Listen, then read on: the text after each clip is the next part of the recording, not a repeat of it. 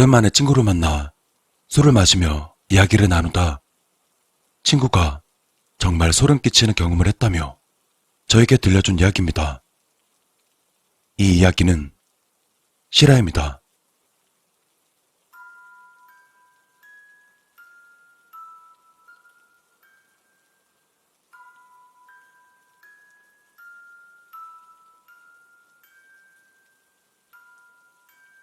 친구는 몇 년 전부터 본가를 나와 동생과 지방에서 자취하고 있었습니다. 그리고 그날은 동생이 밖에 볼 일이 있다며 외출했고 친구는 거실에서 소파에 누워 TV를 보고 있었다고 합니다. 당시의 계절은 가을이었습니다. 친구는 현관을 열어놓고 한창 TV에 빠져 있었습니다. 그리고 열어놓은 현관문 쪽에서 인기척이 들려왔습니다. 마침 동생이 집에 올 시간이었기 때문에 친구는 현관 쪽을 보지도 않고서 인기척이 나는 쪽으로 말했습니다. 왔냐? 그러고는 계속 TV를 보고 있었습니다. 헌데 평소 같으면 서로 말은 잘 하지 않더라도 집에 오면 왔다는 인사 정도는 하는데 그날은 아무 대꾸도 없어 밖에서 무슨 일 있었어? 라고 물으며 몸을 일으켜 뒤를 돌아봤는데 동생은 이미 방으로 들어간 건지 이미 없었다고 합니다. 그래서 친구는 동생의 방으로 들어갔는데 동생 방에 불은 꺼져 있고 동생은 아직 오지도 않았었다고 합니다. 친구는 그냥 착각이었나 보다 하고 다시 소파에 기대어 TV를 보는데 그때 또다시 현관 쪽에서 인기척이 느껴졌습니다. 친구는 불길한 예감에 곧장 뒤를 돌아봤는데 비정상적으로 일그러진 얼굴에 엄청 소름 끼치는 표정을 하고 있는 긴 머리의 여자가 있었습니다. 헌데 얼굴만 둥둥 떠 있었다고 합니다. 그때 시간이 겨우 오후 5시쯤인데다 아직 해도 떨어지지 않은 시간이었습니다. 친구는 헛것을 본 건 아닌지 자신의 눈을 여러 차례 비벼가며 다시금 그 얼굴 쪽을 쳐다보아도 여전히 그 얼굴은 허공에 떠 있습니다. 여전히 소름 돋는 표정을 한 채 친구는 생전 처음 보는 광경에 정말 깜짝 놀랐다고 합니다. 하지만 저걸 피해서 밖으로 도망치려면 귀신 머리가 둥둥 떠 있는 곳을 지나쳐야 하는데 하필 소름 돋는 저것은 현관문에 있었기 때문에 밖으로 도망칠 수 없었습니다. 친구는 일단 자기 방으로 도망쳐 문을 걸어 잠그고 이불 속에 숨어 있었습니다. 그렇게 한참을 벌벌 떨며 숨죽이고 있었습니다. 헌데 시간이 지나도 아무 일도 없자 될 대로 되라는 생각으로 버럭 문을 걷어차고 나와서 현관 밖으로 미친 듯이 뛰쳐나갔다고 합니다. 또 얼마나 급했던 모양인지 친구는 신발도 신지 못하고서 무작정 밖으로 뛰쳐나와서는 친구네 집으로 피신을 갔다고 합니다. 그리고 얼마 뒤 동생에게 전화가 걸려왔습니다. 친구는 그제서야 동생이 생각났고 지금 어디냐고 따져 물어보니까 되려 동생은 지금 자신은 어디에 있냐며 버럭 화를 내더랍니다. 그리고 이어진 동생의 말은 친구와 놀다가 집으로 들어간 동생은 아무 생각 없이 현관문을 열고 집으로 들어가려는데 현관문 앞에서 인기척이 들렸었다고 합니다. 그래서 동생은 친구가 현관문 앞에서 무엇을 하나보다 가볍게 생각하고서 장난으로 친구를 놀래키려 현관문을 벌컥 열었는데 현관문 앞에 어떤 여자의 얼굴이 동생의 얼굴 앞으로 훅 다가왔다고 합니다. 동생은 매우 놀란 것인지 여자의 얼굴은 자세히는 못 본 것 같습니다. 그저 동생이 말하길 어떤 여자 얼굴이 갑자기 내 앞으로 튀어나왔어. 마치 축구공이 튀어오르던 말이야. 근데 얼굴만 둥둥 떠있더라고. 그리고 얼굴을 못 봤어.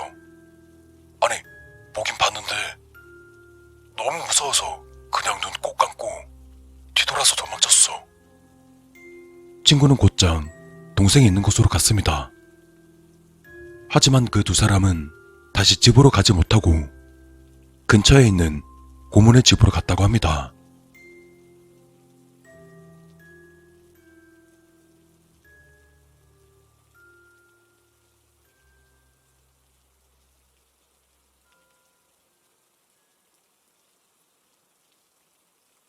친구의 고모는 그곳에서 유명한 무당이셨고, 친구와 동생이 고모의 집에 들어서자마자 고모는 귀신을 봤냐며 심각한 얼굴로 물어왔다고 합니다. 그래서 있었던 일들을 고모에게 말한 뒤 그날은 그렇게 고모네 집에서 잠을 청했습니다. 다음날 고모는 친구와 동생을 앉혀놓고서 대뜸 그림을 그리더랍니다. 그러더니 혹시 어제 봤던 여자가 이렇게 생겼냐며 방금 그렸던 그림을 보여주는데 친구는 그 순간 평생 느낄 수 없었던 소름을 느꼈습니다. 어제 친구가 보았던 귀신이랑 너무나 정확하게 맞췄다고 합니다. 그리고는 현관문을 열어놓고 있었냐 물어봤고 바람이 선선해서 현관문을 활짝 열어놓았었다고 대답했습니다. 그러더니 한동안 말이 없으신 고모는 집에 귀신이 붙었다면서 부적을 써주셨습니다. 뒤이어 이어진 충격적인 고모의 말. 집 주위를 떠돌던 귀신은 활짝 열려있는 현관문으로 들어왔고 살고 있는 집의 환경이 귀신이 좋아하는 환경이라고 합니다. 그리고 앞으로 그 집에서는 현관문이나 창문을 열더라도 절대 활짝 열어놓는 행위는 하지 말라고 말하셨습니다.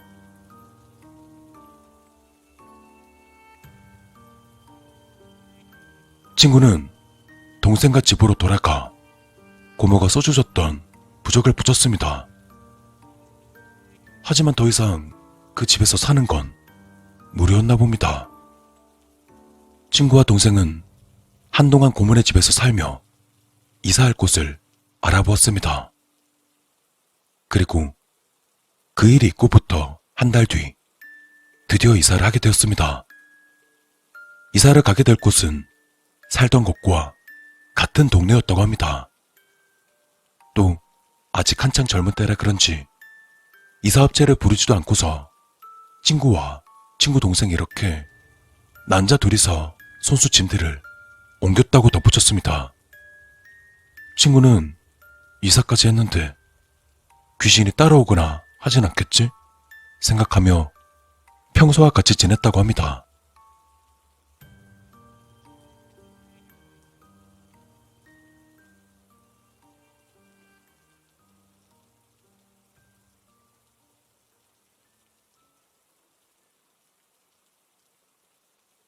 그렇게 아무 일 없이 3주가 지났습니다. 그날은 친구가 술을 거하게 먹은 날이었습니다. 술에 잔뜩 취한 채 친구는 거실 소파에 누워있다가 잠이 들었습니다. 그리고 그날 새벽, 전날 술을 많이 마신 탓이었는지 심한 갈증을 느낀 친구는 새벽 3시경에 눈을 떴습니다. 그리고는 물을 마시려 천천히 몸을 움직여보는데 몸이 움직여지지 않았습니다. 가위에라도 눌린 건가? 그때였습니다. 갑자기 저 멀리서 어떤 여자의 웃음소리가 들려왔습니다. 몸까지 움직이지 않아 미칠 것만 같았습니다. 친구는 무서워서 눈을 꼭 감고 있는데 눈을 감고 있는 친구의 눈을 누군가 억지로 눈꺼풀을 들어 올렸습니다. 친구는 눈을 뜨고 그 형체를 보니 예전 집에서 보았던 그 귀신이었다고 합니다. 처음 본 그날은 얼굴만 허공에 둥둥 떠 있었는데 그날은 거뭇한 상체까지 보였습니다. 또 귀신은 깔깔거리고 웃으며 소름 돋게 친구를 쳐다보다 갑자기 친구의 얼굴에 닿을 정도로 가까이 다가와서 입을 귀까지 걸리게 웃으며 소름 돋는 말을 했습니다. 멀리는 못 갔네? 그렇게 말하고서 깔깔거리며 미친 듯이 웃다가 갑자기 무표정한 얼굴로 바뀌더니 가위가 풀렸다고 합니다. 그렇게 방 밖을 뛰쳐나온 친구는 동생 방으로 달려갔는데 동생은 식은땀을 뻘뻘 흘리며 괴로운 표정으로 잠을 자고 있었습니다. 동생도 가위에 눌렸을까요? 친구는 미친 듯이 동생을 흔들어 억지로 깨웠습니다. 그리고는 집 밖을 도망치게 되었습니다. 친구와 동생은 다시 고모네로 향했습니다. 헌데 고모가 집에 계시지 않으셨습니다. 그리고 그때 한 통의 전화가 걸려왔습니다. 친구의 어머니였습니다. 전화를 받은 친구는 전화기 넘어 충격적인 말을 들었습니다. 친구의 아버지가 빗길에 큰 교통사고로 당하셔서 응급실이라고 했습니다. 그걸 듣자마자 불이 나게 병원으로 향했습니다. 그리고 병원에 들어가자 친구의 아버지는 곧 숨이 멎을 것 같은 상황이었다고 합니다. 허겁지겁 달려온 그들을 보고서 친구의 아버지는 눈을 감으셨습니다.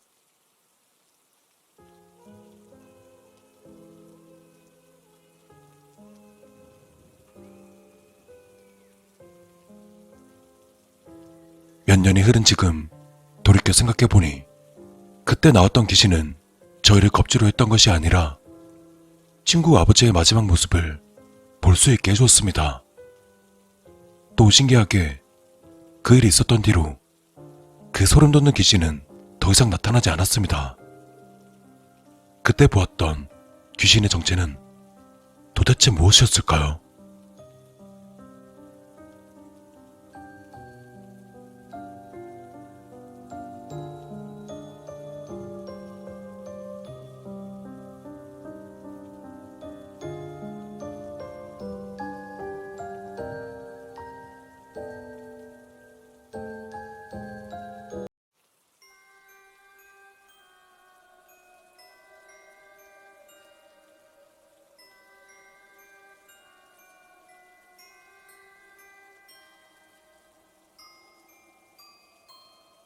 오랜만에 동창 친구를 만나 집에서 술을 먹고 있었습니다.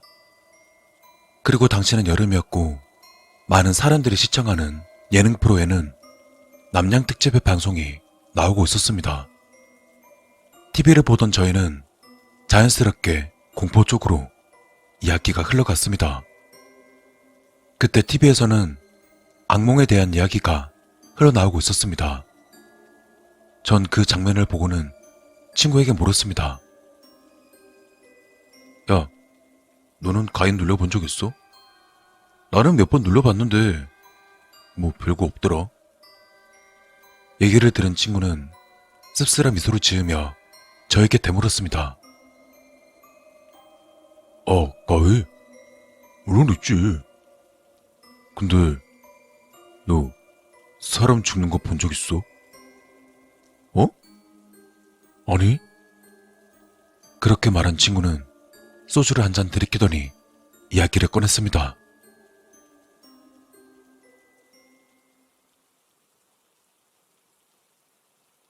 친구가 아주 어렸던 5살 때 일입니다. 당시 친구의 집은 아파트였는데 아파트 중앙엔 주차장이 있었고 그 주차장을 중심으로 A동, B동, C동으로 되어 있는 D자 형태의 아파트 구조였다고 합니다. 그때 친구의 어머니가 보조바퀴가 달린 자전거를 사주셔서 친구는 잔뜩 신나서는 자전거를 타고 아파트 주위를 빙빙 돌며 놀다가 아파트 현관 쪽에서 잠깐 쉬고 있었다고 합니다. 그런데 그때 여자의 찢어질 듯한 비명소리와 동시에 본능적으로 소리가 나는 쪽으로 시선을 돌렸는데 아파트 고층에서 어떤 아주머니가 엄청난 속도로 떨어지고 있었다고 합니다. 그때의 시간은 해가 중전에 떠있는 오후였습니다. 5살이었던 친구는 난생 처음 보는 광경을 멍하니 바라보고 있었는데 떨어지고 있던 그 아주머니는 아파트 화단 쪽으로 떨어졌고 화단에 심어진 나무 쪽으로 떨어졌다고 합니다. 그리고 그 모습은 아주머니의 복부가 길쭉하게 뻗어있는 단단한 나무에 꽂혔었다고 합니다. 그와 동시에 바닥을 쓸고 계시던 경비 아저씨가 재빨리 눈을 가려주셨지만 이미 친구는 다 봐버린 상태였다고 합니다.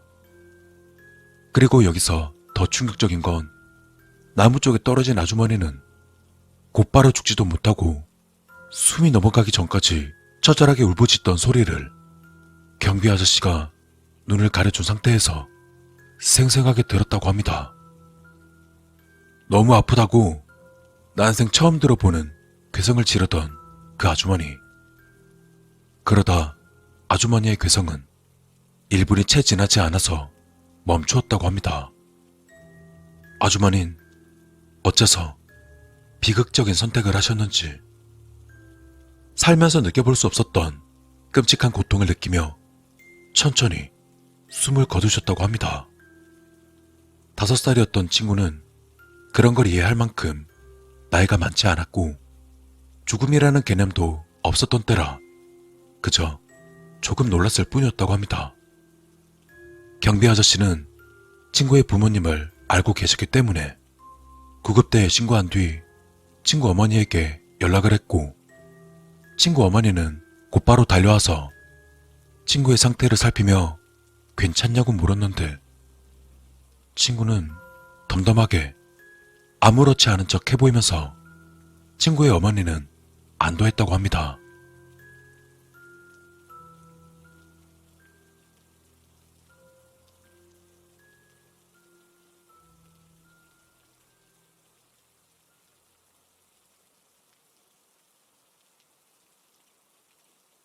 하지만 그날 이후 밤부터 문제가 생겼습니다.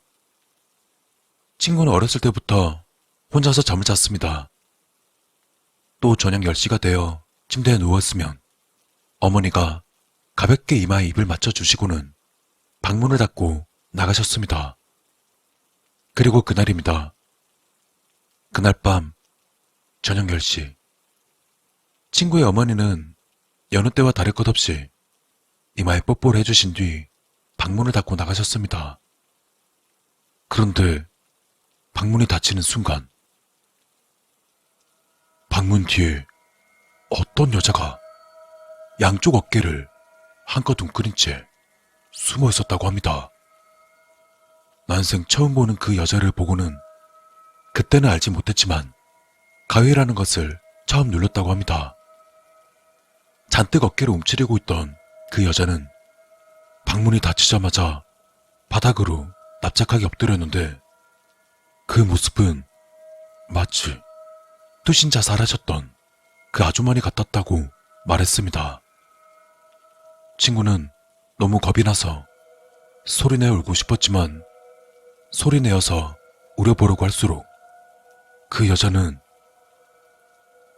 아파, 아파, 아파, 아파. 그렇게 중얼거리던 그 여자는 곧 친구에게 다가갑니다. 헌데 가까이 다가오면 다가올수록 여자의 상태는 매우 처참했습니다. 얼굴 쪽은 심하게 훼손되어 이목구비가 뒤틀려 있었고 눈 쪽으로 의심되는 곳에는 피 같은 덩어리들이 마구마구 떨어지고 있었으며 여자의 복부는 뻥 뚫려 있었다고. 그러다 여자는 친구가 누워있던 침대 끝으로 다가왔습니다. 그리고 갑자기 친구의 정강이를 피범벅이 된 손으로 잡았는데 다리가 축축해지는 느낌이 들면서 그 뒤로는 기억이 나지 않는다고 합니다. 그러다 천천히 눈을 떴는데 뒷날 아침이었다고 합니다.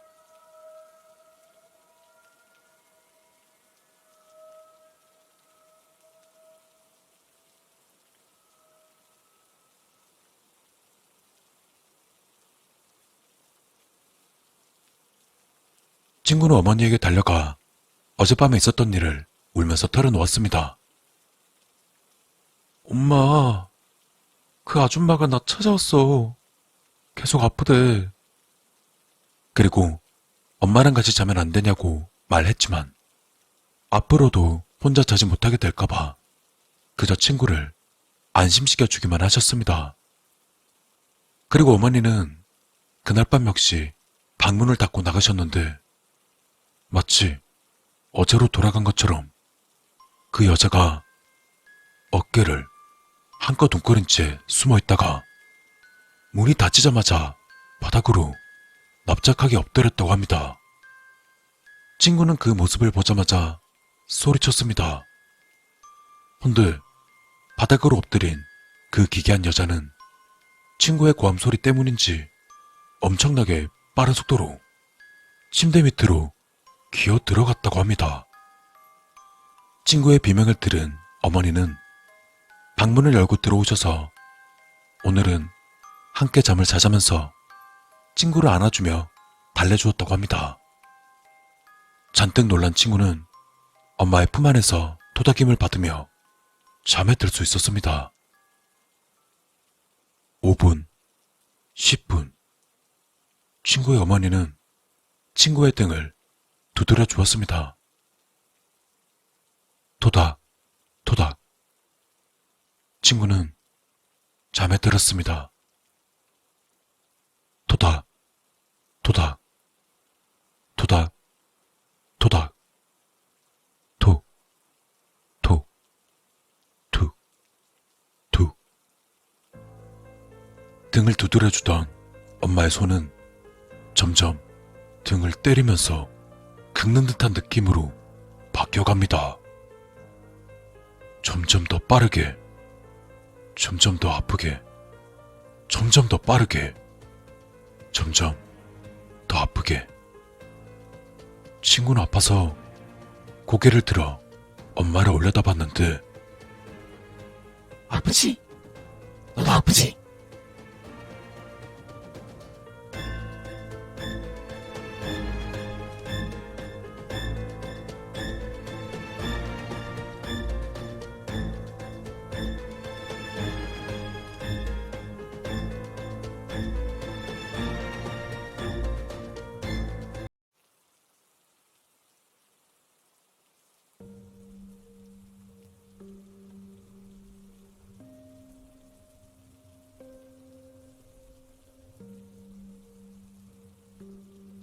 (2014년) 제가 군복무를 할 적의 이야기입니다. 전 가평에 있는 부대에서 복무했었습니다. 이 사건은 제가 일병이던 시절 후임 김일병에게 일어난 사건입니다. 야, 일어나. 근무 가야지. 김일병은 불침번 근무자이자 고참인 신상병이 깨워서 일어났습니다. 또 그날은 비 내리는 소리가 유난히 시끄러웠었던 날이었습니다. 근무 시간은 새벽 2시부터 4시까지 가장 피곤하고 졸린 시간대입니다. 근무를 서게 될 탄약고는 언덕 쪽에 위치해 있었기 때문에 근무 시간보다 일찍 일어나야 했습니다. 다들 그런 탓에 탄약고 근무를 서는 날이면 매우 짜증을 부리곤 했었습니다. 거기다 비까지 오는 날이니 그야말로 최악의 근무였습니다. 김일병은 서둘러 환복하고 단독 군장을 차고 방탄 헬멧을 쓰고는 행정반에 시건된 총기를 꺼내고 대금을 받은 뒤 보고했습니다. 당직사관님, 보고드립니다. 탄약고 근무 투입하겠습니다. 그래, 다녀와. 졸고 있다 막 잠에서 깬 당직사관은 졸음이 가시지 않은 채 대답했습니다. 그렇게 대대 실장에게 보고를 마치고서 공포탄을 받아 검사한 뒤 탄약고로 출발했습니다.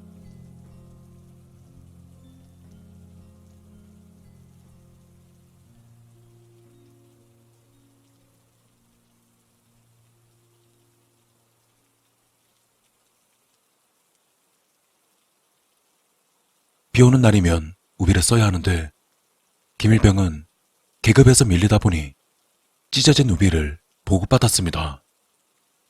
그걸 쓰고 가니 비는 새고 찝찝하고 온몸은 축축해져 잠이 확 깼었다고 했었죠. 그렇게 한참을 올라서 김일병은 탄약고에 도착해 근무에 투입했습니다. 그날은 고참과 함께하는 근무였습니다. 고참은 초소 안에 들어가시고 짬이 안 되는 후임은 밖에서 감시하는 당연스러운 전개로 흘러갔습니다. 10분, 30분, 1시간. 그렇게 시간은 흘러갔고 김일병은 그저 멍하게 서서 추적추적 비가 내리는 탄약고 언덕길을 보고 있었답니다. 그렇게 2시간 근무 중 1시간 20분쯤 지났을 때 김일병은 그 언덕길에서 보면 안 될 것을 보고 말았습니다. 비가 흘러내리는 언덕을 무언가 꾸물꾸물거리며 올라오고 있었습니다. 철박, 슥, 철박, 슥. 웅덩이를 짚는 짙은 소리와 무엇인가 끌려오는 듯한 소리. 그렇습니다. 그건 비가 오는 언덕길을 기어오고 있었습니다. 김일병은 이때부터 온몸에 소름이 돋고 등골이 오싹해진과 동시에 제대로 된 사고가 마비됐다고 합니다. 극도의 공포와 마주치면 비명조차 지를 수 없다고들 하죠. 그는 입도 마비되어 같이 근무하던 염상병을 부를 수도 없었다고 합니다.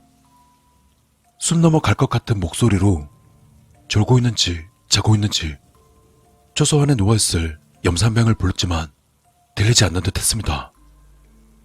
그러는 사이 그 소리는 더욱 크게 들려오고 기어오는 것은 언덕길 중간에 파놓은 배수로를 지나오고 있었습니다.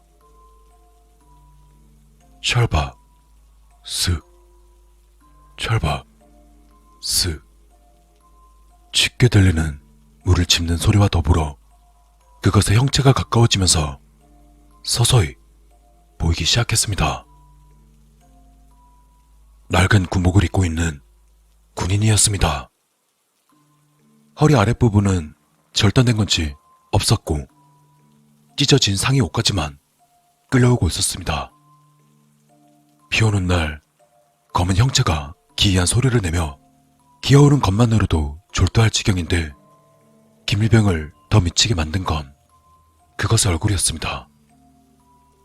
두 눈은 뻥 뚫려 눈알은 보이지 않았고 턱은 찢어져 간신히 붙어있는 채 덜렁거리고 있었습니다. 그런 녀석이 말라 비떨어진 팔로 언덕을 기어오는 모습을 보니 정신이 나갈 만도 합니다. 그러다 김일병은 자신도 모르게 공포탄을 장전했고 비명을 지르며 한 발 쏜 뒤 그대로 기절했다고 합니다.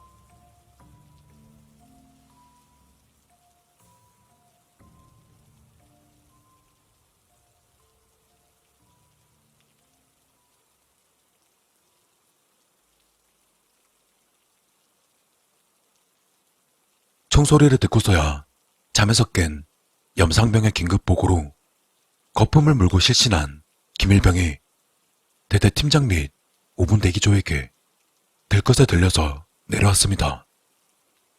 그 탓에 당시 졸고 있던 염상병은 진급이 누락당했습니다. 김일병은 쓰러진 이유를 대대 실장 및 대대장, 중대장, 주임원사, 탄약관에게 죄다 보고했지만 군대라는 곳이 말이죠. 귀신 봤다고 넘어가주는 동네겠습니까? 결국 군의관에게 정신 착란으로 인한 극도의 공포에 의한 발포라는 길고 얼토당토 않는 판정을 받고 나서 휴가도 잘리고 진급도 누락당했습니다. 하지만 제가 이 이야기의 진상을 알게 된 것은 한참 뒤의 일이었습니다. 염상병도 전역하고 저와 김일병 모두 상병 계급장을 달고 나서야 이야기를 들을 수 있었습니다. 김상병님, 제가 그때 아무에게도 말하지 않은 것이 하나 있습니다. 응? 뭔데?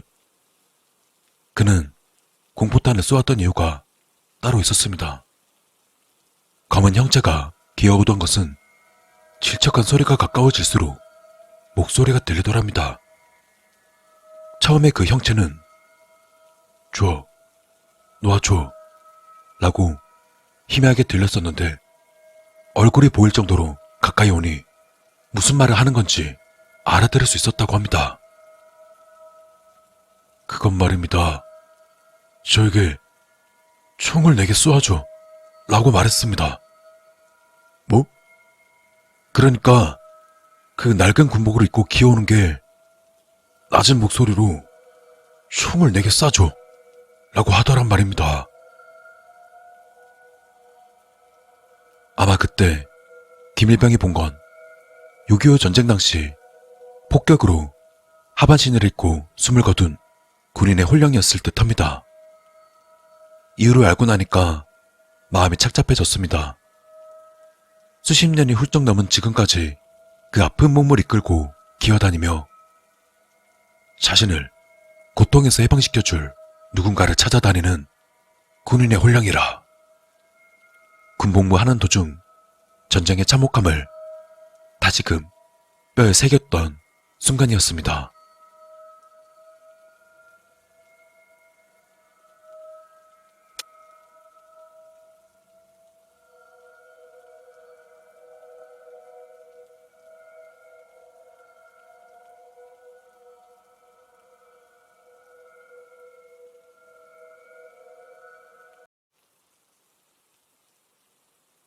오늘 이야기는 제가 실제로 겪었던 이야기입니다.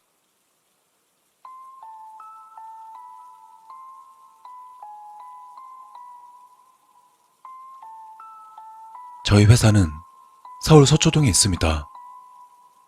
회사는 15층 규모의 제법 큰 건물이었고 들리는 소문에 의하면 예전엔 이 자리가 공동묘지였다는 소문이 있을 정도로 은기가 가득한 곳이라고 합니다. 제가 다니는 회사 건물은 주말에는 거의 출근하는 사람이 없었고 저희 회사도 주말에는 쉬지만 가끔 한 명씩 돌아가며 당직 근무 중에 있습니다. 그리고 어느덧 제가 당직 근무를 맡은 날이었습니다.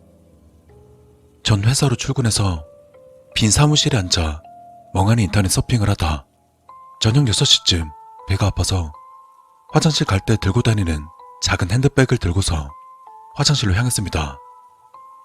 평소엔 많은 사람들로 북적거리던 회사이지만 겨울이라 그런지 해도 빨리 떨어지고 주말이라 그런지 사람도 없어 아무도 없는 컴컴한 복도를 걸어가니 무서운 마음에 주변을 두리번거리며 화장실로 향했습니다. 그러다 문득 옆쪽을 쳐다봤는데 다른 사무실에 남자 한 명이 있었고 이 건물에서 그 남자와 저를 제외하곤 아무도 없는 듯 했습니다.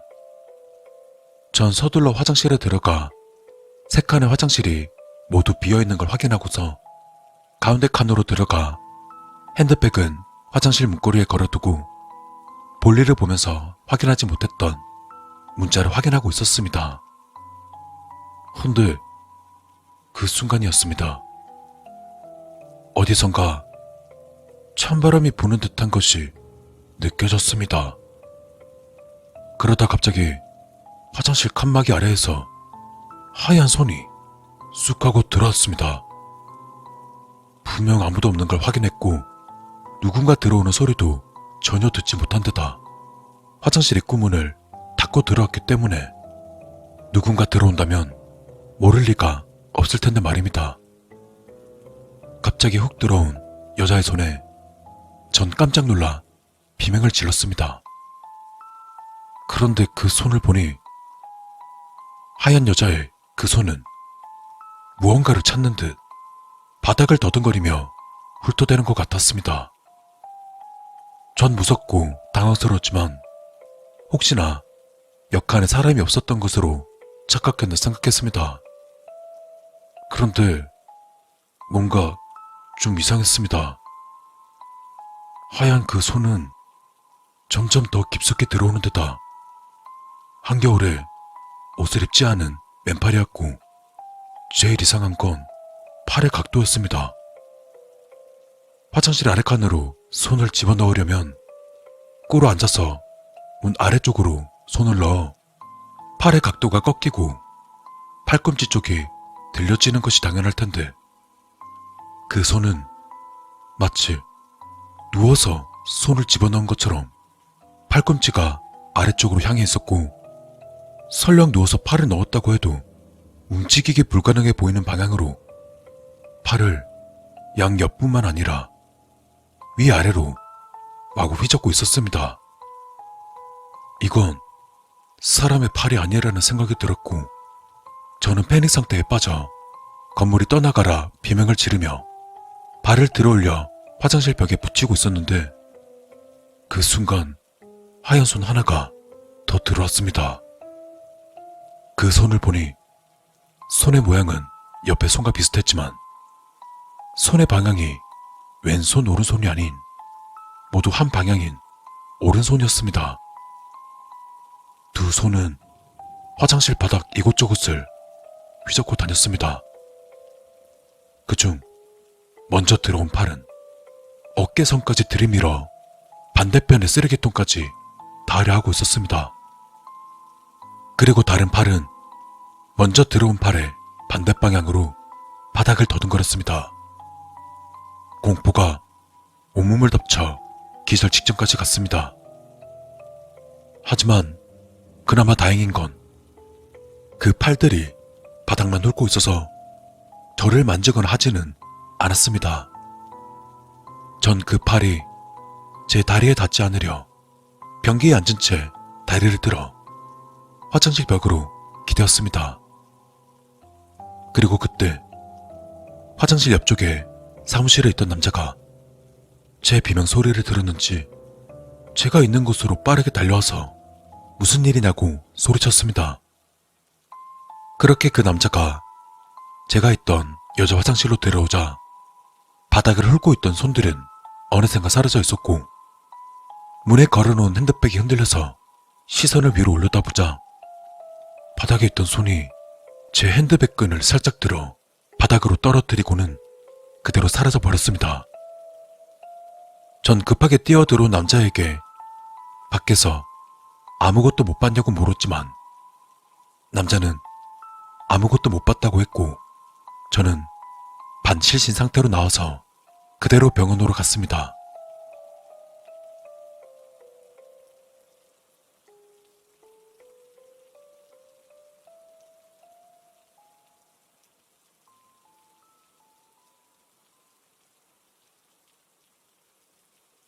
그 일이 있었던 뒤 제 소문은 회사에 퍼졌습니다.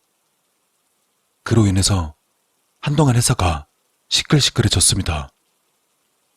덕분에 여직원들은 그 화장실에 혼자 못 가고 두 명이서 짝을 맞추어 다니곤 했습니다.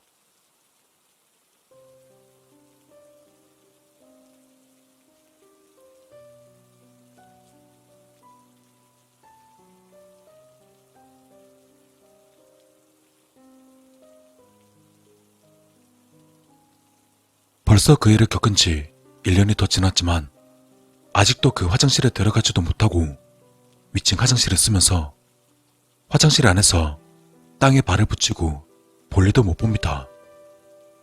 혹시라도 제가 헛것을 본 것이라고 해도 정말 이상한 건 화장실에 걸어놨던 핸드백은 정말로 혼자 떨어졌고 핸드백이 떨어지는 소리는 화장실에 들어온 남자도 들었다는 사실입니다.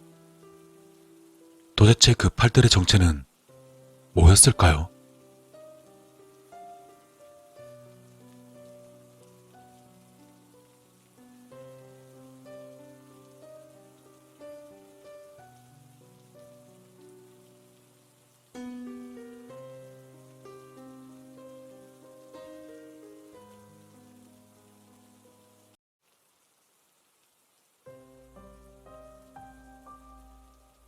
내 이름은 이나다. 아빠가 지어준 내 이름이다. 오늘 유치원 선생님이 이름이 예쁘다고 칭찬해 주셨다. 아주 기분이 좋았다. 사람들은 내가 앙증맞고 깜찍하다고 말한다. 5살이나 됐는데도 말이다. 가끔씩 어른들은 바보 같다. 내 나이만 생각하고 날 어리다고 보는 것이다. 그럼 난 속으로 어리석은 그 사람들을 마음껏 비웃어준다. 그리고 그들 앞에선 더욱더 생긋 웃어 보이며 어리광을 부리고. 하지만 난 또래 애들과는 많은 점에서 틀리다.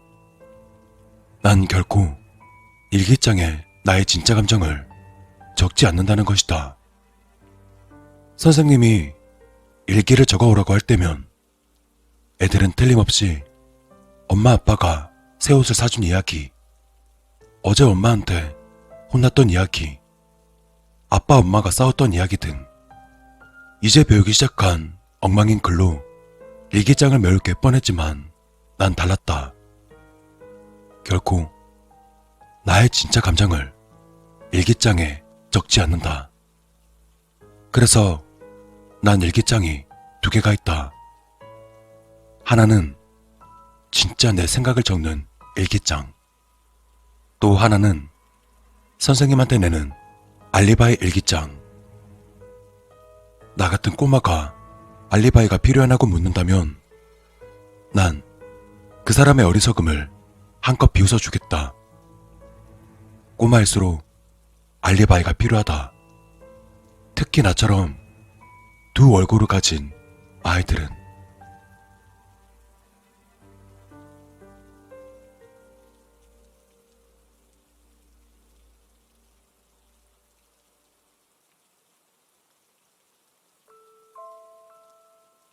얼마 전 미술 시간 있었던 이야기를 일기에 적었다.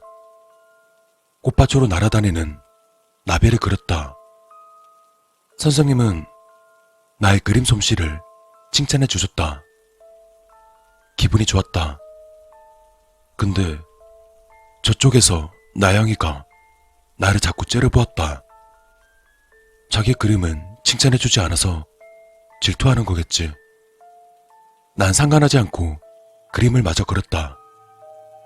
선생님은 참 잘했어요 라는 도장을 찍어주시곤 뒤에 게시판에 걸어주셨다. 나영이가 계속 째려본다. 선생님은 나영이에게 왜 그러냐고 물어보신다. 나영이는 입술을 삐죽이 내민 채 내가 그린 그림이 이나 것보다 예쁘잖아요 라고 말했다. 선생님은 당황하신 듯 아무 말이 없었다. 나영이는 나를 향해서 혓바닥을 크게 내밀었다. 아무래도 무슨 조치를 취해야겠다. 화장실에서 깨끗하게 손을 씻었다. 내 뒤로 나영이가 다가왔다. 입술을 삐죽 내민 채 비켜달라고 내게 말한다. 나는 손을 다 씻지 못했기 때문에 비켜주지 않았다. 나영이는 계속 입술을 내밀었다. 난 아무 말 없이 손을 씻었다. 그러자 나영이가 물감이 가득 묻은 손을 내 옷에다가 문지르고 가버렸다. 나는 다른 애들처럼 화내지 않는다. 단지 조용히 생각할 뿐이지.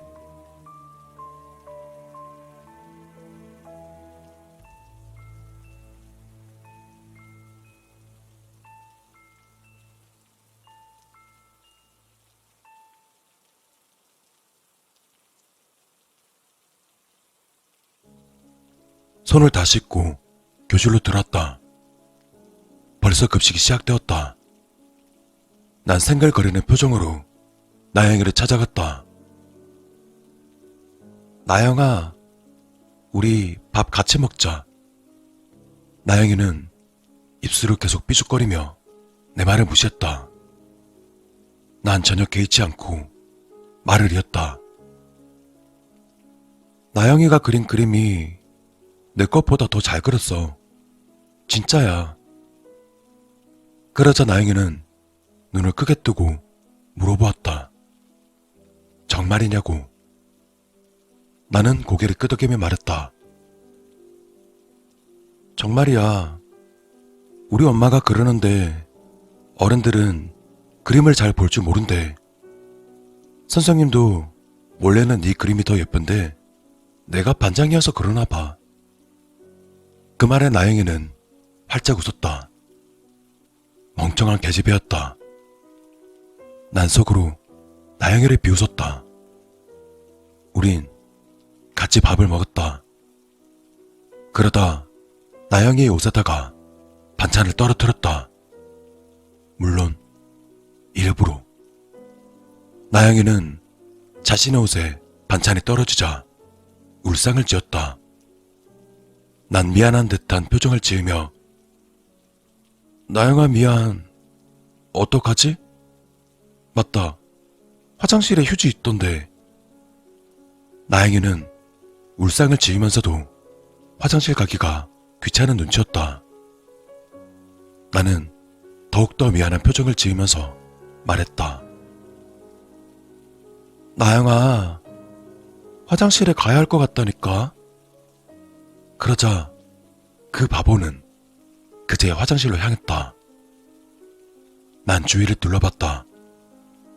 우리 유치원이 좋은 점 한 가지가 있다면 일주일에 한 번은 자신이 원하는 아무 자리에 앉아서 밥을 먹을 수 있다는 것이었다. 그리고 오늘이 그날이다. 애들은 딴 곳에서 밥을 먹고 있었고 아마 선생님들은 원장실에서 밥을 먹고 있을 것이다. 난 나영이를 끌고 일부러 놀이방까지 와서 밥을 먹었다. 나는 침착히 머릿속에 그려보고 있었다. 우선 가방에서 락스를 꺼냈다. 아까 화장실에서 몰래 가지고 온 것이다. 그리고 내 주스 컵에다가 락스를 부었다. 그리고 그 락스통을 나영이의 가방에 몰래 넣어두었다. 물론 주위엔 아무도 없었다. 웃음이 나왔다. 나영이가 돌아왔다. 나영이의 옷을 보며 미안하다고 말한 뒤 잠깐 화장실을 간다고 하고선 놀이방에서 나왔다. 난 애들이 많이 모여있는 곳으로 가서 선생님이 놀이방에서 밥을 먹으라고 했다고 거짓말했다. 멍청한 애들은 놀이방으로 몰려왔다. 나와 아이들 그리고 나영이는 서로 어울려 밥을 잘 먹었다. 마침 주스가 떨어진 아이가 칭얼거리자 나는 선심 쓰듯 내 주스를 주었다. 내 주스를 받아든 아이는 창민이라는 아이였다. 창민인 고맙다고 말하며 주스를 가져갔다. 나는 가슴을 두근거리며 지켜보았다. 이윽고 창민이가 주스를 한 입 먹기가 무섭게 속에 있는 것들을 개어내며 바닥에 나뒹굴자 놀이방은 아수라장이 돼버렸다. 선생님들이 뛰어들었다. 내 계획대로 차차 진행되고 있었다. 창민이는 병원에 실려갔고 이젠 나의 시간이다. 반장인 나는 구구절절히 선생님한테 말해야 할 필요가 있는 것이다. 이렇게 말하는 걸 육하 원칙에 맞추어 말한다고 아빠가 말했었다. 난 완전히 겁에 질린 얼굴로 울면서 떠듬떠듬 말했다. 나의 완벽한 연기력에 나조차도 놀랄 지경이다. 제가요, 화장실에 갔다 오면서 애들한테 노래방 가서 같이 밥 먹자고 애들하고 노래방으로 갔었어요. 다 같이 밥 먹다가 창민이가 주스가 없다고 해서 제 걸 줬어요. 그리고 창민이가 저렇게 됐어요. 제가 화장실 가기 전 조금 마셨을 땐 괜찮았단 말이에요. 선생님, 제 잘못이죠? 선생님은 날 안으면서 내 잘못이 아니라고 토닥거렸다. 안경을 쓰고 있던 예리하게 생긴 다름 한 선생님이 나를 보며 물어봤다. 이나야, 혹시 이나가 화장실 갈 때 놀이방에 누구누구 있었어? 난 정신없이 울적이다. 나영이밖에 없었어요.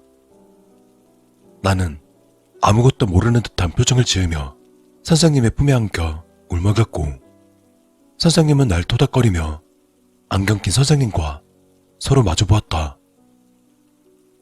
게임은 끝났다. 나는 선생님의 품에 안긴 채 더욱 큰 소리로 울며 빙긋이 웃었다.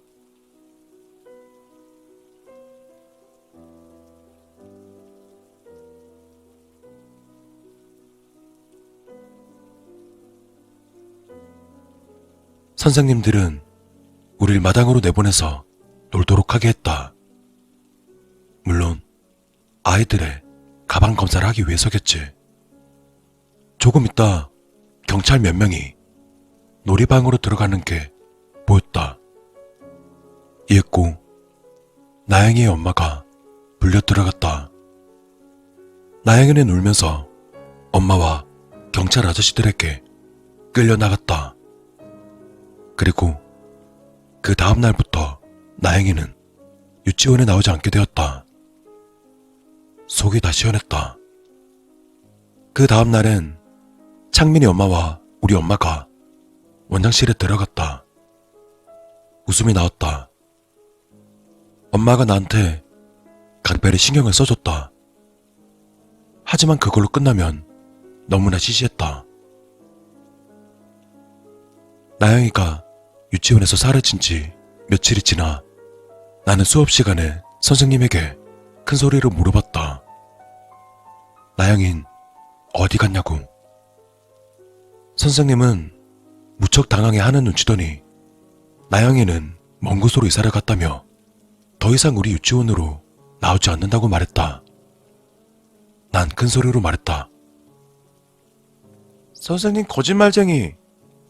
나영이가 날 죽이려고 하다가 창민이가 죽게 된 거잖아요.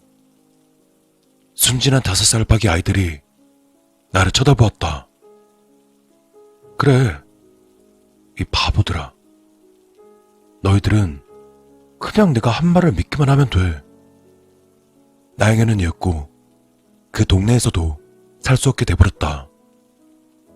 순진한 내 친구들은 쪼르르 달려가 자기 엄마에게 내가 한 말을 전해버렸으니까. 아줌마들은 나영이를 두고 살인마 혹은 정신병자라고 말했다. 아이들 역시 나영이가 지나가면 돌을 던지거나 욕을 했다. 이건 내가 공들인 결과였다. 나영이는 머리에 돌을 맞고 피를 흘린 채 울곤 했다. 아니면 남자애들을 시켜서 나영이를 실컷 때려주게 했다. 남자애들 대다수는 창민이 친구였다. 그럼 우리는 나영이의 뒤에서 소리쳤다. 나영이는 살인자라고. 물론 이 살인자란 말도 내가 애들한테 가르쳐준 것이다. 그러다가 나영이 아줌마는 동네를 떠나고 말았다. 그리고 나영이도 내 곁에서 완전히 사라지게 되었다. 솔직히 나영이를 그냥 죽여버리는 게 속이 더 시원했겠지만 그러면 재미를 잠깐밖에 느낄 수 없으니까. 멍청한 나영이는 사람을 죽였다는 죄책감에서 평생을 시달리며 살 것이다. 어린 나이에 뭘 하겠어. 그랬다 그러면 그런 줄 알겠지.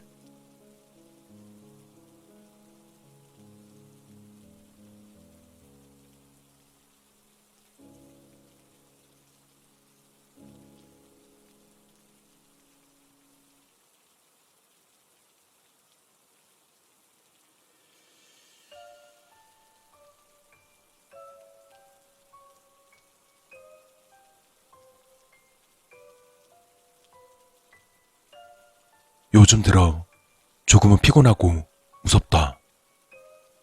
나영이가 사라져서 좋기는 한데 밤마다 꿈에 창민이가 나타난다. 멍청하긴. 냄새도 모르고 그렇게 많이 꿀꺽 삼키면 어떡하나? 지금도 창민이가 날 노려보고 있다. 천장에 찰싹 붙은 채 말이다. 저는 꽤 귀였던 녀석인데 지금은 얼굴이 뒤틀리고 충혈된 눈을 한 채 날 노려본다. 입으로 잔뜩 피를 흘리면서. 나도 같이 창민이를 노려본다. 창민이의 피가 내 머리 위로, 내 침대 위로 주르륵 떨어진다. 나는 걱정이 된다.